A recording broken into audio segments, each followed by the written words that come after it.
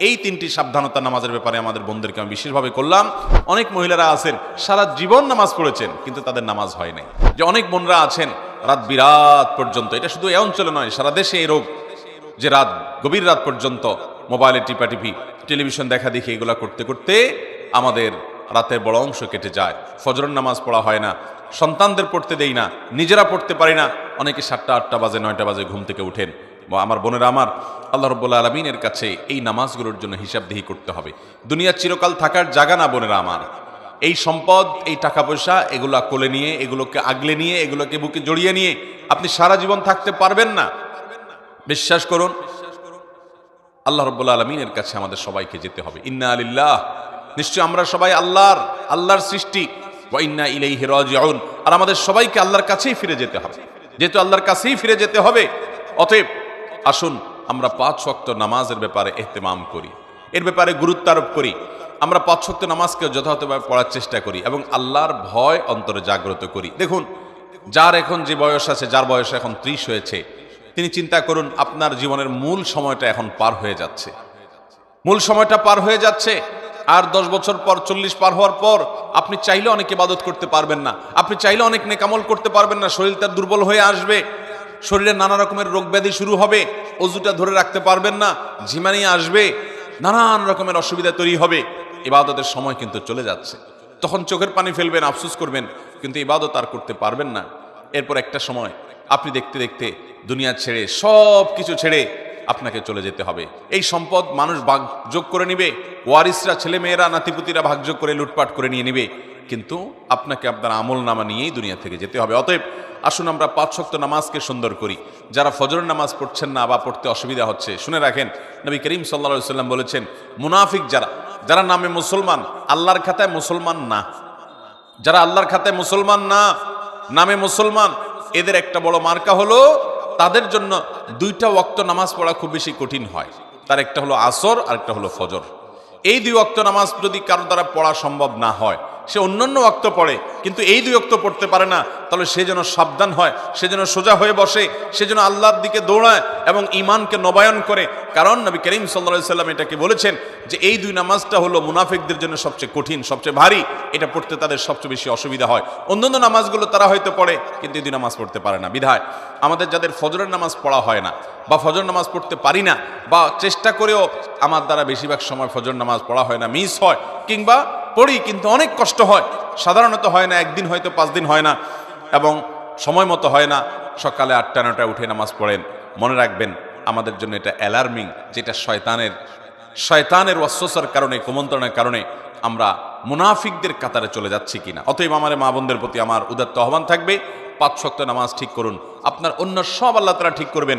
ইন্নাস সালাতা তানহা আনিল ফাহশাই ওয়াল মুনকার, নামাজ মানুষকে অশ্লীল এবং অন্যায় কাজ থেকে বিরত থাকবে, এটা সেই চেষ্টা করবেন। সেই সাথে মা বোনদের একটা বড় ধরনের রোগ হলো তাড়াহুড়া করে নামাজ পড়া। এই রোগটা পুরুষদের মধ্যেও আছে কিন্তু তুলনামূলকভাবে আমাদের মা বোনদের মধ্যে বেশি দেখা যায়।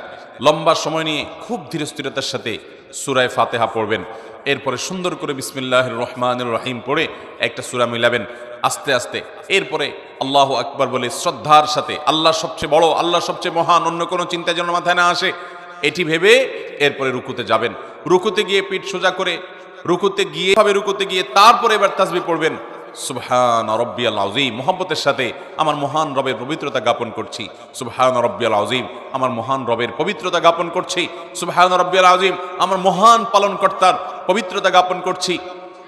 এভাবে আস্তে আস্তে তাসবিহ নিবেদন করে এরপর আস্তে আস্তে আবার রুকু থেকে উঠে সোজা হয়ে দাঁড়াবেন টান হয়ে, এরপর আবার আস্তে আস্তে আপনি আল্লাহু আকবার বলে সিজদায় যাবেন। খুব ধীরে ধীরে সিজদায় গিয়ে লম্বা সময় নিয়ে, যত বেশি লম্বা সময় দিতে পারেন তত ভালো, তত বেশি আপনার নামাজ সুন্দর হবে। সুবহান রাব্বিয়াল আলা, আস্তে আস্তে পড়েন, তাড়াহুড়া না। এরপর আবার সুবহান রাব্বিয়াল আলা, আবার একটু সময় নিয়ে সুবহান রাব্বিয়াল আলা, আমার সর্বোচ্চ সর্বমহান আল্লাহ রাব্বুল আলামিন, রব যিনি আমার পালনকর্তা, যার হাতে আমার জীবন মরণ রিজিক সবকিছু, তার জন্য পবিত্রতা জ্ঞাপন করছি। এভাবে তাসবিহ পেশ করে এরপরে আস্তে আস্তে আল্লাহু আকবার বলে বসেন। বসে আবার দোয়া পড়েন, রব্বিগফিরলি ওয়ারহামনি ওয়াহদিনি ওয়াআফিনি ওয়ারফানি ওয়াজবুরনি ওয়ারযুকনি। আপনি দোয়াগুলো আস্তে আস্তে পড়েন, এরপরে আবার সিজদায় যান। এভাবে ধীরস্থিরতার সাথে নামাজ পড়েন। আমাদের মা বোনদের বেশিরভাগই নামাজ পড়েন কিন্তু হুলস্থুল করে, যারা নামাজ পড়েন দেখা যায় খুব তাড়াহুড়া করে নামাজ পড়েন। মনে রাখবেন তাড়াহুড়া করে যে নামাজ পড়ে, নবী করিম সাল্লাল্লাহু আলাইহি সাল্লাম বলেছেন সে হলো সবচেয়ে নিকৃষ্ট চোর। কারণ রুকু সিজদা সে চুরি করে, এমনভাবে দেয় মনে হয় যে সে ফাঁকি দিতে চাচ্ছে, তাড়াহুড়া করে কোনো রকম পার করে চলে যেতে চাচ্ছে। এই জন্য নবী সাল্লাল্লাহু আলাইহি সাল্লাম বলেছেন সবচেয়ে নিকৃষ্ট চোর হলো এই রুকু সিজদা যে চুরি করে সে মহিলা। ঠিক একইভাবে সে পুরুষ বা মহিলা যেই হোক। ঠিক একইভাবে কোনো কোনো হাদিসে আসছে যে কিছু মানুষ তাড়াহুড়া করে নামাজ পড়ে, নামাজের ভিতরে মনোযোগ নাই, দ্রুততার সাথে নামাজ শেষ করে, অন্য সব কাজ খুব ঠান্ডা মাথায়, টেলিভিশনটা খুব ধীরে স্থিরতার সাথে দেখেন, হ্যাঁ, নিজের স্বামীর সাথে কথাটা খুব ঠান্ডা মাথায় করেন, আলাপ সালাপটা খুব ধীরে ধীরে করেন, অন্য সব কাজ খাওয়ার সময় খুব মজা করে রসিয়ে রসিয়ে চিবিয়ে চিবিয়ে ভালো করে খান, কিন্তু নামাজ পড়ার সময় আপনি তাড়াহুড়া করেন, আল্লাহর কাছে কি জবাবদিহি করবেন? এই নামাজ, যে নামাজের হক আদায় করা হয় না, এই নামাজটা কোনো কোনো ক্ষেত্রে আল্লাহ পর্যন্ত পৌঁছবে না।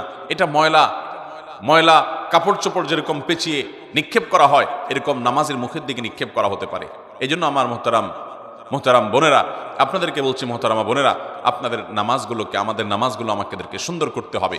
খুব ধীরে ধীরে নামাজ পড়বেন এবং লম্বা কেরাতে, লম্বা রুকুতে, লম্বা সিজদাতে নামাজ পড়বেন, তাড়াহুড়া করবেন না। আল্লাহর মহব্বতের সাথে নামাজ পড়বেন এবং সময় মতো নামাজ পড়বেন। আমাদের মা বোনদের একটা বড় ত্রুটি হলো যে বেশিরভাগ মা বোনরা গৃহস্থলী কাজকর্মে ব্যস্ত থাকার কারণে জোহরের নামাজটা প্রায় আসরের কাছাকাছি যায় পড়ে। কারণ রান্না বাড়া শেষ করে ছেলে মেয়েদেরকে খাওয়ানোর পর, তাদেরকে গোসল টোসল দেওয়ানোর পর, নিজে গোসল টোসল করে সব গোছায়ে সামলায়ে তারপর তিনি দেখা যায় নিজে নামাজ পড়তে যান। ততক্ষণে দেখা যায় 3টা বেজে যায়, সোয়া 3টা বেজে যায়, অনেক সময় আসর ওয়াক্ত হয়ে যায়, আসর ওয়াক্তের কাছাকাছি হয়ে যায়। এটা খুবই ভয়াবহ একটা বিষয়। অনেক মহিলা আছে আমাদের দেশে যে সারা জীবন তাদের জোহরের নামাজটা হয় একেবারে শেষ ওয়াক্তে। মনে রাখবেন, নবী করিম সাল্লাল্লাহু আলাইহি সাল্লামকে জিজ্ঞাসা করা হয়েছিল সবচেয়ে উত্তম নামাজ কোনটা, সবচেয়ে উত্তম আমল কোনটা? তিনি বলেছেন আস-সালাতু লি আউয়ালি ওয়াক্তিহা, ওয়াক্ত হওয়ার পর শুরুর দিকে নামাজ আদায় করা, এটা হলো সবচেয়ে উত্তম আমল। অতএব আপনারা এই আমলটার ব্যাপারে খুব বেশি যত্নশীল থাকবেন, খুব বেশি মনোযোগী হবেন এবং আল্লাহর জন্য নামাজকে সুন্দর করবেন। আল্লাহ তাআলা আপনাদেরকে সেই তৌফিক দান করুন। সেই সাথে নামাজের ব্যাপারে আমাদের মা বোনদেরকে একটি বিষয় আমি সাবধান করতে চাই, সেটা হলো যে আপনারা অনেকে নামাজ পড়েন কিন্তু নামাজের একটা ফরজ হলো সতর ঢাকা। এই সতর ঢাকাতে আপনাদের প্রচুর পরিমাণে ত্রুটি থাকে।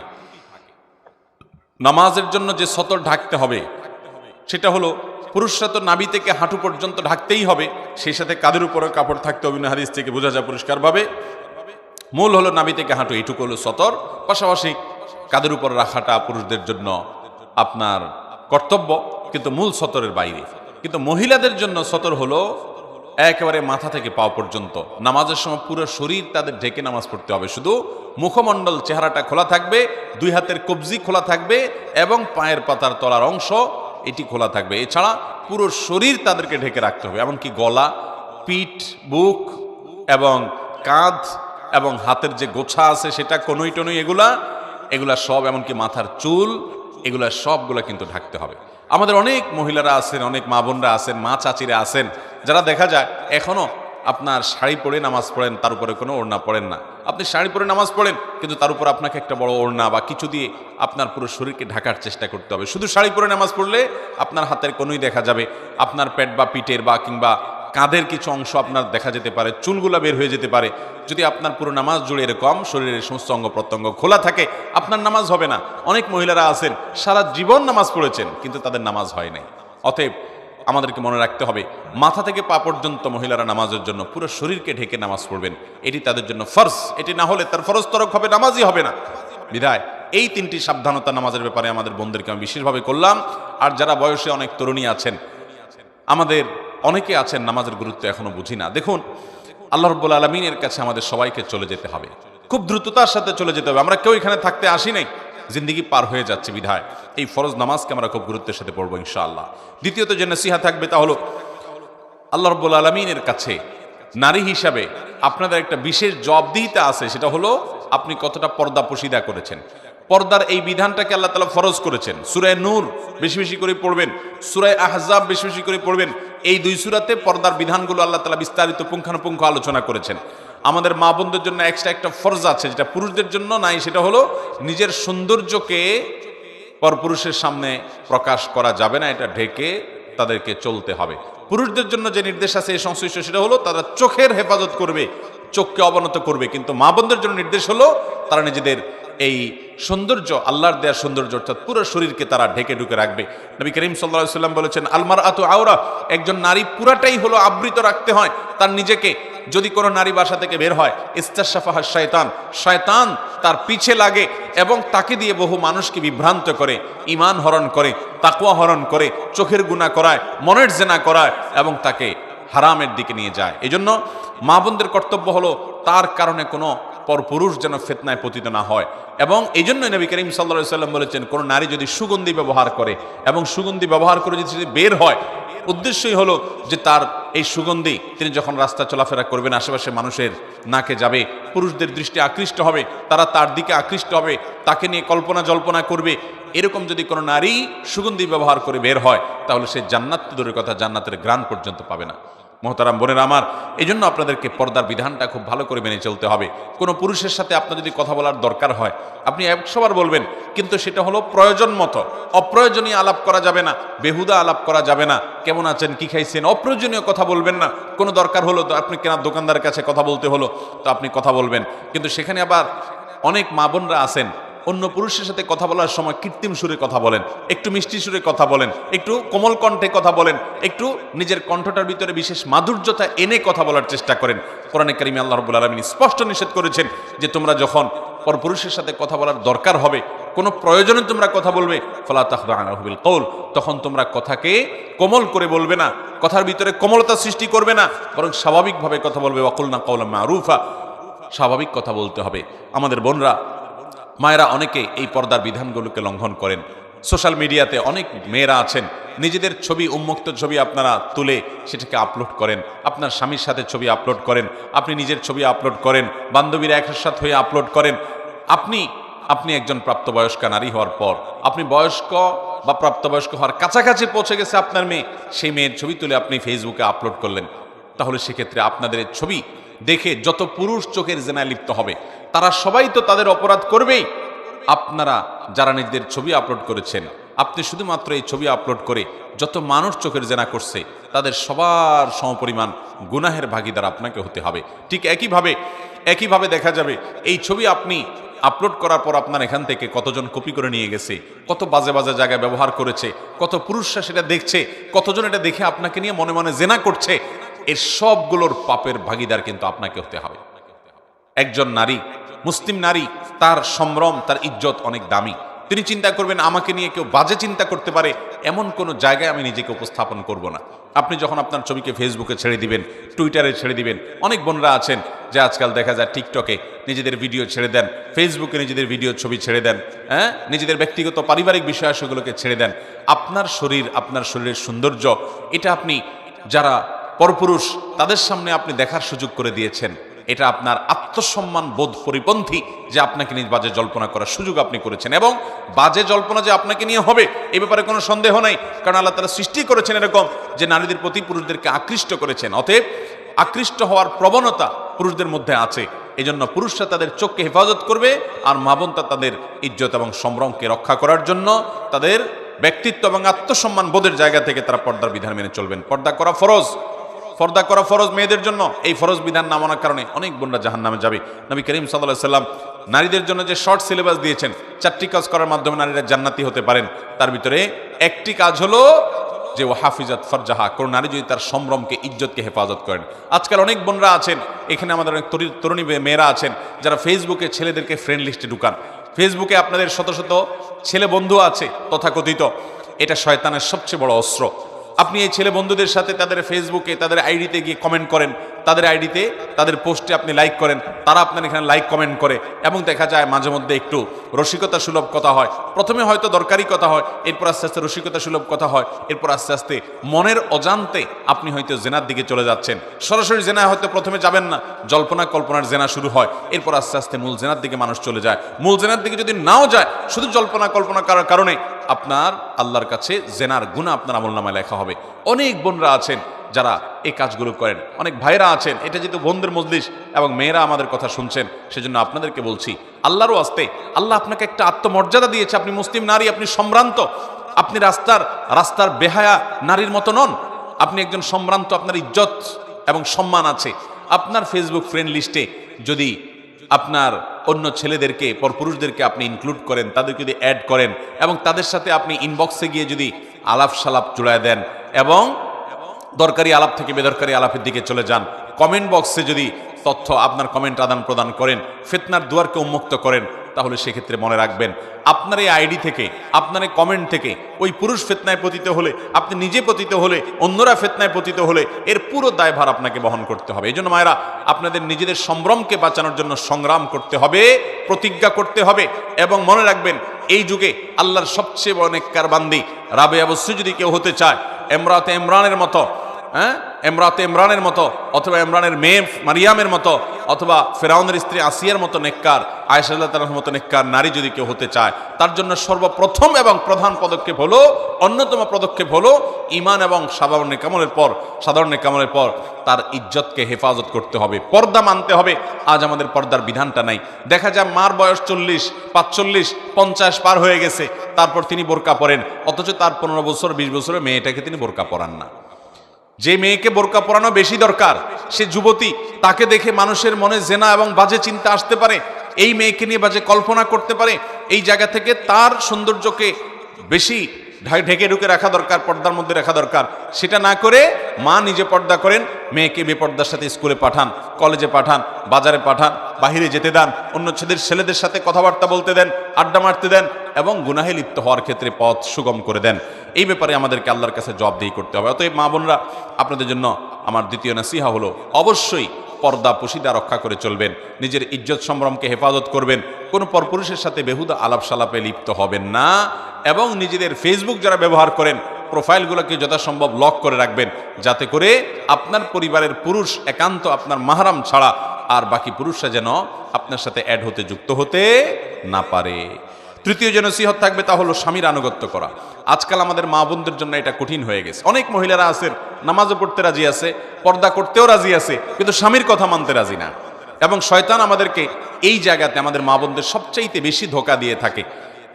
তথাকথিত নারীবাদীরা আমাদের মা বোনদেরকে উস্কে দেয় যে না, নিজের কথা মতো চলতে হবে, স্বাধীন মতো থাকতে হবে। ভাইরা আমার, বোনেরা আমার, অবশ্যই স্বাধীনতা আপনাকে ইসলাম দিয়েছে, কিন্তু প্রত্যেকটা স্বাধীনতার একটা সীমানা আছে, একটা নির্দিষ্ট ডেফিনেশন আছে।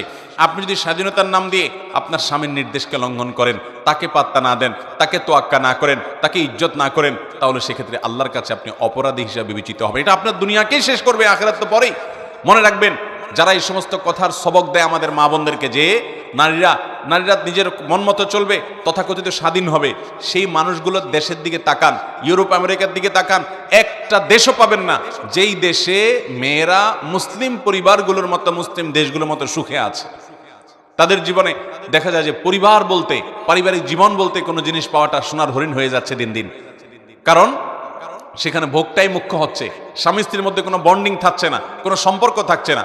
মুসলিম পরিবারে, মুসলিম দেশগুলোতেও নারীর প্রতি কম বেশি অবিচার হয়, কিন্তু এরপরও দেখা যায় মুসলমানদের সমাজে স্বামী স্ত্রীর মধ্যকার যে ভালোবাসা, যে হৃদ্যতা, যে সৌহার্দ্য, যে সম্প্রীতি, যে আন্তরিকতা, এটা অমুসলিমরা কল্পনাও করতে পারে না। আল্লাহর বিধানের মধ্যেই কল্যাণ। আপনার কাছে মনে হতে পারে আপনার স্বামী, তার কোনো কথা আপনার ভালো লাগে না, সে হয়তো আপনার চাইতে কম বুঝে, হয়তো সে অনেক ক্ষেত্রে হয়তো পিছিয়ে আছে, তারপরও সে যদি আল্লাহর আদেশের বাইরে আপনাকে কিছু না বলে, খারাপ কোনো নির্দেশ যদি না করে, তাহলে সেক্ষেত্রে আপনি তার কথা মানবেন। সংসারের বিষয়ে স্বামীর সাথে বেশি তর্ক করতে যাবেন না, এটা তার বিষয়। সে কিভাবে উপার্জন করবে, বিশেষ করে হালাল উপার্জনের ক্ষেত্রে সে কোন পথে যাবে না যাবে, কোন ব্যবসা করবে না করবে, কাকে কি দিবে না দিবে, এসব বিষয়ে খুব বেশি মাথা ঘামাতে যাবেন না। আমাদের অনেক বোনরা আছেন এগুলো নিয়ে অনেক বেশি মাথা ঘামিয়ে সংসারে অশান্তি সৃষ্টি করেন, স্বামীর অবাধ্য হয়ে যান। মনে রাখবেন, মুসলিম নারীর জন্য আল্লাহর তরফ থেকে অনেক বড় একটা পরীক্ষার বিষয় হলো যে আপনার স্বামীকে আপনি কতটা মানতে পারলেন।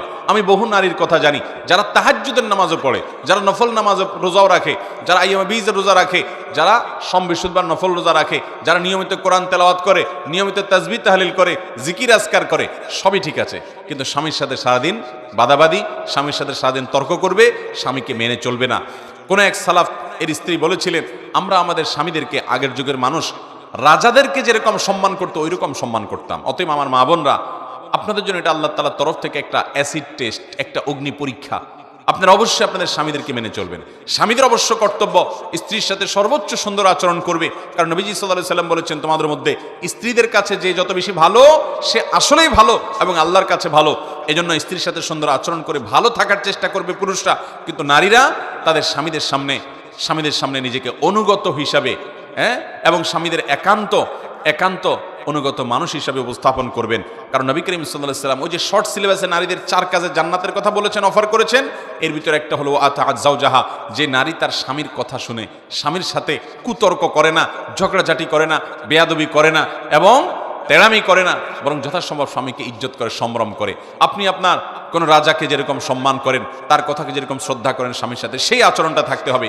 এই একটি জায়গাতে ত্রুটির কারণে, এই একটি জায়গায় গাফিলতির কারণে, বিচ্ছুরিত হওয়ার কারণে শত শত হাজার হাজার পর্দানুসীন, কোরআন তেলাওয়াতকারী, জিকির আজকারকারী, ইবাদত গুজার নারীরা ধরা খেয়ে যাবে এবং আল্লাহর পাকড়ার মধ্যে যাবে।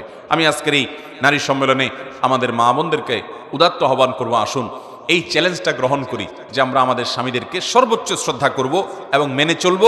এটি আজ আমাদের মা বোনদের থেকে প্রায় হারিয়ে গেছে। আল্লাহ তাআলা আমাদেরকে আমলের তৌফিক দান করুন। 4 নম্বর যে নসিহত করব তা হলো, আমাদের সন্তানরা আমাদের উপরে আমানত, আমাদের কাছে আমানত। নবী করিম সাল্লাল্লাহু আলাইহি ওয়াসাল্লাম বলেছেন, কুল্লু মাউলুদিন ইউলাদু আলাল ফিতরাহ, প্রতিটা পরিবারের ছোট ছোট শিশু যারা দুনিয়াতে আসে, এরা সবাই মুসলমান হয়ে জন্মগ্রহণ করে, মায়ের গর্ভ থেকে তারা ভালো মানুষ হয়ে আসে। ইল্লা আন্না আবওয়াহু ইউহাউদানিহি আও ইউনাসরানিহি আও ইউমাজ্জিসানিহি, তবে এই বাচ্চাগুলোর মা, তার বাবা, তারা এই বাচ্চাগুলোকে খ্রিস্টান বানায়, ইয়াহুদি বানায়, বেঈমান করে দেয় এবং ঈমান হারা করে ফেলে। বিধা আমাদের সন্তানরা আল্লাহর কাছে তাদের ব্যাপারে আমরা জিজ্ঞাসিত হব। আল্লাহ রাসূল সাল্লাল্লাহু আলাইহি ওয়াসাল্লাম বলেছেন, আলা কুল্লুকুম রাইন ওয়া কুল্লুকুম মাসউলুন আন রাইয়াতিহি, তোমাদের প্রত্যেকেই দায়িত্বশীল, তোমাদের সবাইকে অধীনস্থদের সম্পর্কে জিজ্ঞাসাবাদ করা হবে। একজন নারী, তিনি স্বামীর ঘরের ব্যাপারে দায়িত্বশীল, কিভাবে এটা দেখভাল করলেন, স্বামীর টাকা পয়সার আমানতদারিতা রক্ষা করলেন কিনা, স্বামীর অগোচরে নিজের ইজ্জত সম্ভ্রমকে হেফাজত করলেন কিনা, সন্তানদেরকে সঠিকভাবে লালন পালন করলেন কিনা, এই জন্য তাকে অবশ্যই আল্লাহর কাছে জবাবদিহি করতে হবে। এই জন্য আমাদের মা বোনদেরকে আমি বলবো, বিশেষভাবে আপনাদের সন্তানদের প্রতি আপনারা যত্ন নিন। ছেলে হোক মেয়ে হোক, অবশ্যই তাদেরকে 7 বছর বয়স হওয়ার সাথে সাথে নিজে নামাজ পড়ুন সুন্দর করে, তাদের সামনে তাদেরকে নামাজ দেখান এবং নামাজ শেখান, নামাজ পড়তে উদ্বুদ্ধ করুন, কোরআনটা শুদ্ধ করে পড়তে শেখান, তাদের সামনে কোরআন তেলাওয়াত করুন, মোবাইলের নেশা ছেড়ে দেন, কোরআন হাতে নেন, আপনি নিজে কোরআন পড়েন, তাদেরকে কোরআন পড়তে উদ্বুদ্ধ করেন, কোরআন পড়তে উৎসাহিত করেন। যদি কন্যা সন্তান হয় তাহলে সেক্ষেত্রে তাকে 8, 9, 10 বছর কাছাকাছি বয়স গেলেই তখন থেকে তাকে পর্দা বুঝান। কেন পর্দা করতে হবে? একজন নারী তার সম্ভ্রম, তার ইজ্জত, তার আত্মসম্মান, আত্মমর্যাদার জায়গা থেকে তাকে নিয়ে কাউকে বাজে চিন্তা করতে দিবে না তিনি, এই জায়গা থেকে, এবং সমাজে মানুষের ফিতনার কারণ হবেন না তিনি, তার কারণে কেউ বিপদগামী হবে না, কোনো যুবক, কোনো তরুণ। সেই জায়গা থেকে আল্লাহর ফরজ নির্দেশ মানতে গিয়ে তিনি পর্দা করবেন। আল্লাহ বলেছেন, ওয়ালা ইউবদিনা যিনাতাহুন্না, নারীরা তাদের সৌন্দর্যকে প্রকাশ করবে না, ইল্লা মা যারা মিনহা, কিন্তু পর্দা করার পরও যদি আপনার পর্দার বাহির থেকে প্রকাশিত হয়, অর্থাৎ বাহির থেকে যদি কেউ দেখে সেটা ভিন্ন বিষয়, কিন্তু পর্দা করবে, নিজেকে ঢেকে ঢুকে রাখবে এবং এটার জন্য সে টাইট পোশাক পরবে না। অনেক মহিলারা আছেন যে আজকাল প্রচুর পরিমাণে টাইট পোশাক আশাক পরেন, পুরুষদের মতো পোশাক আশাক পরেন, শার্ট প্যান্ট পরেন। মনে রাখবেন, নবী করিম সাল্লাল্লাহু আলাইহি ওয়াসাল্লাম বলেছেন, লানাল্লাহু আল মুতাশাব্বিহাতু মিনান নিসাই বির রিজাল, ওই মহিলাদের প্রতি আল্লাহ লানত এবং গজব নাজিল হয় যারা পোশাক আশাকে, বেশভূষায় পুরুষের সাদৃশ্য গ্রহণ করে। তারা শার্ট প্যান্ট পরে, টি শার্ট পরে, তারা দেখা যায় পুরুষদের মতো চুল রাখে, তারা পুরুষদের মতো চলাফেরা সবকিছু করে, গেঞ্জি ইত্যাদি পরে বাহিরে ঘুরে বেড়ায়। এগুলো একজন নারীর জন্য হারাম। একইভাবে পুরুষের জন্য হারাম করা হয়েছে, তারা মহিলাদের বেশভূষা ধারণ করবে না। আমার বোনেরা, আল্লাহ তাআলা আপনাদেরকে যে নারী হিসাবে সৃষ্টি করেছেন, এই নারীত্বের মধ্যে আপনাদের সম্মান নিহিত আছে। অনেক মহিলারা পুরুষ হতে চান, পুরুষের মতো হতে চান। আপনি মহিলা হওয়ার পরও পুরুষের মতো পোশাক আশাকে যদি তাদের মতো হতে চান, এটা আপনার নিজের জন্য অপমানের। কেন অপমানের? কারণ আল্লাহ আপনাকে যে নারী হিসাবে সৃষ্টি করেছেন, তার মানে আপনি এটাতে আপনি অপমান বোধ করছেন। আপনি মনে করছেন নারী তুচ্ছ, নারী ছোট, এই জন্য আপনি পুরুষ হওয়ার চেষ্টা করছেন। পুরুষ হওয়ার চেষ্টা করাটা বরং আপনার জন্য অপমানের। আপনার নারীত্বের মধ্যেই আপনার জন্য সম্মান নিহিত আছে, যেটা আমরা এতক্ষণ বলছিলাম। অতএব এই পুরুষদের মতো পোশাক আশাক পরা যাবে না। অনেক মায়েরা আছেন, নিজেরা ঠিকই দেখা যায় যে নারী সুলভ পোশাক আশাক তারা পরছেন, নিজের ইয়াং মেয়েকে দেখা যাচ্ছে প্যান্ট কিনে দিচ্ছেন, টি শার্ট কিনে দিচ্ছেন, গেঞ্জি কিনে দিচ্ছেন। আজকাল দেখা যায় ছোট ছোট মেয়েদেরকে 7 বছর 8 বছর বয়স থেকে তাদেরকে বেহায়াপনা এবং অশ্লীলতার পোশাক আশাক তাদেরকে কিনে দেওয়া হচ্ছে। বাজারেও সেরকম পোশাক আশাক পাওয়া যাচ্ছে, শর্টকাট পোশাক আশাক, ছোটখাটো সংক্ষিপ্ত পোশাক আশাক, অতিরিক্ত পাতলা পোশাক আশাক, অতিরিক্ত টাইট পোশাক আশাক। নবী করিম সাল্লাল্লাহু আলাইহি ওয়াসাল্লাম বলেছেন, রুব্বা কাসিয়াতিন ফিদ দুনিয়া আরিয়াতুন ফিল আখিরা, বহু নারী দুনিয়াতে, রুব্বা কাসিয়াতুন আরিয়াত, বহু নারী আছে পোশাক পরে থাকে, কিন্তু পোশাক পরেও বিবস্ত্র, পোশাকহীন এবং নিউলঙ্গ মানুষের যে অপরাধ, যে পাপ, সে অপরাধে অপরাধী হয় পোশাক পরার পরও। কারণ তাদের সে পোশাকটা এত পাতলা যে শরীরের ভেতরের অংশ দেখা যায়, এত টাইট যে তাদের শরীর বিভিন্ন অঙ্গ প্রত্যঙ্গ ফুটে ওঠে। এই জন্য ঢিলা ঢালা পোশাক পরতে হবে। এবং আপনারা নিজেরা শখ করে যে সমস্ত পোশাক আশাক পরবেন, সেগুলো আপনার স্বামী, আপনার বাবা, ভাই, বাসা বাড়িতে মাহরাম পুরুষরা যা থাকবে তাদের সামনে আপনি পরবেন। কিন্তু বাহিরে যখন যাবেন, নিজের সৌন্দর্যকে আপনি যেখানে সেখানে বিকিয়ে দিবেন না। একজন মুসলিম নারী, তার অবস্থানটা সবচেয়ে যৌক্তিক এই জায়গায়, কারণ তিনি বাহিরে যখন যান তার সৌন্দর্যকে রাস্তার পুরুষদের মধ্যে বিলান না, এটা তার পরিবারের পুরুষদের মধ্যে সীমাবদ্ধ রাখেন, এটা তার আত্মসম্মানের জায়গা। অতএব পোশাক আশাক কেনার ক্ষেত্রে এটি আমরা খেয়াল করবো। বাচ্চাদেরকে তরবিয়ত এবং লালন পালনের ক্ষেত্রে মেয়েরা যেন, বাচ্চা মেয়েদেরকে যেরকম বেহায়াপনা পোশাক, অশ্লীল কোনো পোশাক, খোলামেলা পোশাক যেন আমরা না কিনে দেই। তাদেরকে আমরা হিজাব করতে শিখাই, পর্দা করতে শিখাই, সভ্যতা শিখাই, ভদ্রতা শিখাই, আল্লাহর বিধান মতো চলতে শিখাই। আল্লাহ আমাদেরকে তৌফিক দান করুন। বিশেষ করে আমরা যখন দুনিয়া থেকে চলে যাব, আমাদের সন্তানরা আমাদের সবচেয়ে বড় তারা আমাদের আল্লাহর তরফ থেকে নেয়ামত। কারণ আপনি দুনিয়া থেকে চলে যাবেন, আপনার মেয়েকে যদি আপনি কোরআন শিখায় যান, ছেলেকে যদি কোরআন শিখায় যান, তাদেরকে যদি নামাজ শিখায় যান, তাদেরকে যদি দিনদারি শিখায় যান, আল্লাহ এবং তার রাসূলের আদেশ নিষেধ শিখায় যান, এরা আবার তাদের পরবর্তী ছেলে মেয়েকে যদি শিখায়, তাহলে আপনি কিন্তু কবরে যেয়ে এই সওয়াব পেতে থাকবেন। আপনি সওয়াবের গাছ লাগাই দিলেন, ছেলে মেয়েকে যদি মানুষ করে যেতে পারেন। আল্লাহ আমাদের মা বোনদেরকে তৌফিক দান করুন। 5 নম্বর যে নসিহত করবো তা হলো অনর্থক এবং বেহুদা জিনিস থেকে বেঁচে থাকা। আজকাল পুরুষ বলেন, মহিলা বলেন, আমাদের বেশিরভাগ সময় নষ্ট হয় ফেসবুকে, ইউটিউবে, টিকটকে এবং মোবাইলে, হোয়াটসঅ্যাপ ইত্যাদিতে। স্মার্টফোন টিপতে টিপতে আজকে আমাদের দিন যায়, রাত যায়, নামাজ বরবাদ হয়ে যায়, আল্লাহর বিধান থেকে আমরা সরে গেছি। আল্লাহ আমাদেরকে হয়তো দুনিয়ার নেয়ামত দিয়েছেন, এর মধ্যে আমরা হাবুডুবু খেয়ে কিয়ামতের আগে মানুষ এইভাবে আস্তে আস্তে ঈমান হারা হবে, আমল হারা হবে, সেটি আমাদের মধ্যে শুরু হয়েছে। মা বোনদের মধ্যে অনেক আরেকটা রোগ আছে, যে বিশেষ করে এক মহিলা অন্য মহিলার সাথে হলে তৃতীয় কোনো মহিলাকে নিয়ে আমরা আলাপ সালাপ শুরু করি। অনেক সময় নিজেদের ঘরোয়া পরিবারের মধ্যে ঘরোয়া সম্পর্কগুলোর মধ্যে আমরা গীবত শেখা শুরু করে দিই। অনেক মহিলা আছে স্বামীর কাছে শাশুড়ি এবং ননদের বদনামি করেন, আবার অনেক শাশুড়ি আছেন ছেলের কাছে বৌমার বিরুদ্ধে বদনামি করেন। অনেক মহিলা আছে নিজের জারের বদনামি করেন, অনেক মহিলা আছেন পাশের বাড়ির মহিলাকে নিয়ে বদনামি করেন, কানাঘুষা করেন, তার ব্যক্তিগত বিষয় আসক কান পেতে শোনার চেষ্টা করেন, চোখ দিয়ে দেখার চেষ্টা করেন। এই রোগগুলো প্রচুর পরিমাণে আছে। এগুলো সবগুলো কাবিরা গুনাহ, এগুলো সবগুলো হারাম। একজন ইমানদার কারোর পিছে লাগবে না, কে কি বললো না বললো তারটা সে হিসাব করবে। আমি আমার নিজের হিসাব নিয়ে ব্যস্ত থাকবো, কারোর পেছনে সমালোচনা করব না। দেখা যায় যে 2-4 জন মহিলা একসাথে হলেই শুরু হয়ে যায় গীবত, শিকায়েত, কে কি করলো না করলো, বেহুদা কাজ। নবী করিম সাল্লাল্লাহু আলাইহি ওয়াসাল্লাম বলেছেন, মিন হুসনি ইসলামিল মারই তারকু মা লা ইয়ানি। একজন মুসলমানের ইসলাম সৌন্দর্য হবে, সে ভালো মুসলমান হতে পারবে যখন সে অনর্থক কাজ পরিহার করবে, বাজে কাজ পরিহার করবে, যে কাজ অর্থহীন, যেটা দুনিয়া আখিরাতে কোনো কাজে আসবে না, সে কাজ থেকে পরিহার করবে। অতএব আমার 5 নম্বর নসিহত হলো বোনরা আপনাদের জন্য, যে আল্লাহর ওয়াস্তে আসুন, অনর্থক কাজ আমরা বন্ধ করি। মোবাইল টিপাটিপি এটাকে নিয়ন্ত্রণ করেন আল্লাহর ওয়াস্তে। ছেলে মেয়েদেরকে সময় দেন, নামাজ তেলাওয়াতের সময় দেন, কোরআন হাদিস পড়েন। এই মোবাইল টিপতে টিপতে আপনি কি পেয়েছেন? জীবনে কিচ্ছু পাবেন না, সব হারাবেন। অনেকে এই টিপাটিপির করতে করতে স্বামী হারায়, সন্তান হারায়, মানুষের ভালোবাসা হারায়, আল্লাহর প্রিয় পাত্র হওয়ার জায়গাটা হারিয়ে ফেলে এবং দেখা যায় জাহান্নামের দিকে চলে যায়। বিধায় আমরা অনর্থক কাজ করব না, মোবাইল প্রয়োজনে ব্যবহার করব, অপ্রয়োজনে ব্যবহার করব না, অহেতুক ঘন্টাকে ঘন্টা ফেসবুক ইউটিউবে ডুবে থাকবো না। আল্লাহর কাছে সময়ের জন্য জবাবদিহি করা লাগবে। সেই সাথে বউ যারা আছেন তারা শাশুড়ির, আর যারা শাশুড়ি আছেন তারা বউয়ের ব্যাপারে দায়িত্বশীল থাকবেন। কেউ কারোর প্রতি জুলুম করবেন না। আজকে যিনি পুত্রবধূ আছেন, আগামীকালকে আপনি শাশুড়ি হবেন। অতএব আপনি যেন আপনার শাশুড়ির প্রতি অবিচার না করেন, তার প্রতি জুলুম না করেন, তার প্রতি যেন ইহসান করেন, তার দিকটা খেয়াল করেন, তাকে সেবা করেন। শাশুড়ি অনেক উল্টাপাল্টা করতে পারে, শ্বশুর অনেক উল্টাপাল্টা করতে পারে, না বুঝে। তারা বয়স্ক মানুষ, আগের যুগের মানুষ, আগের জেনারেশনের মানুষ, তাদের সেন্স আপনার সেন্স একরকম না। এটা বুঝে তাদেরকে ক্ষমা সুন্দর দৃষ্টিতে দেখেন। আপনি যখন শ্বশুর শাশুড়ি হবেন, তখন আপনার ছেলে মেয়েরা অনেক স্মার্ট হবে, তারা অনেক আপডেটেড হবে। তাদের কাছে আপনার অনেক অবস্থানটা অযৌক্তিক মনে হবে। তো এই কারণে শাশুড়িদের, শ্বশুরদের অনেক উল্টাপাল্টা আছে। এই সবগুলোকে নিয়ে বিচার এবং সালিশ দরবার করতে যাবেন না, স্বামীর কান গরম করতে যাবেন না, দেখেও না দেখার ভান করবেন, সবর করবেন। মনে রাখবেন, সবরকারীকে আল্লাহ তাআলা বিনা হিসাবে আল্লাহ তাআলা জান্নাত দিবেন এবং পুরস্কার দিবেন। ইন্নামা ইউওয়াফাস সাবিরুনা আজরাহুম বিগাইরি হিসাব। আল্লাহ বলেছেন, ধৈর্যশীলদেরকে আল্লাহ তাআলা হিসাব ছাড়া প্রতিদান দিবেন। অতএব শ্বশুর শাশুড়ির এই সমস্ত বিষয়গুলোকে সবর করবেন। এবং মনে রাখবেন, শাশুড়ি তিনি তো আপনার আপন মা না। আপনার আপন মার মতো ওইরকম বড় মন, বড় কলিজা হয়তো হবে না, অনেক ভুলভাল হবে। তারপরেও উনি হয়তো আপনার কোনো দেবরের দিকে বেশি টানে, আপনার কোনো ননদের দিকে বেশি টানে, হয়তো আপনার স্বামীর দিকে একটু কম টানে আপনার মনে হতে পারে, তারপরেও এটা তার জন্য ওজোর হিসাবে রাখেন যে বুড়া মানুষ না বুঝে অনেক কিছু করে, ওনারটা উনি বুঝবে। আমি আমার জায়গা থেকে আমার দায়িত্ব আদায় করব, তারা মুরব্বী হিসাবে তাদের সেবা করা, তাদের প্রতি আন্তরিকতা দেখানো, তাদের পাশে দাঁড়ানো, তাদের খেদমত করা। মনে রাখবেন, ইমানদার স্যাক্রিফাইস করবে অতিরিক্ত অধিকার সচেতন হয়ে, সে নিজের কর্তব্য সচেতনতার ব্যাপারে যেন গাফিল না হয়। নিজের দায়িত্ব সচেতনতা বেশি হতে হবে অধিকার সচেতনতার চাইতে। অতএব আমি কি পেলাম এর চাইতে বড় কথা হলো আমার করণীয় আমি কি করলাম, এটা হলো একজন ইমানদারের গুণ হবে। ঠিক একইভাবে একজন শাশুড়ি, তিনি তার বোমার ব্যাপারে এরকম আন্তরিকতা দেখাবেন যে আমার নিজের মেয়ের মতো সে তো আপন হবে না, সে তো পরের ঘর থেকে আসছে, নিজের বাবা মাকে ফেলে রেখে, ভাই বোনকে ফেলে রেখে, নিজের সংসার ফেলে রেখে আজীবনের জন্য আমার বাড়িতে চলে আসছে, এটাই তো তার অনেক বড় ত্যাগ। তার প্রতি আন্তরিকতা দেখাতে হবে, স্নেহ মমতা দিয়ে তাকে বড় করতে হবে। তার কিছু হলেই ছেলের কান গরম করা যাবে না, এটা নিয়ে দরবার বসানো যাবে না, বিচার বসানো যাবে না, যথাসম্ভব ছাড় দিতে হবে, ধৈর্য ধারণ করতে হবে।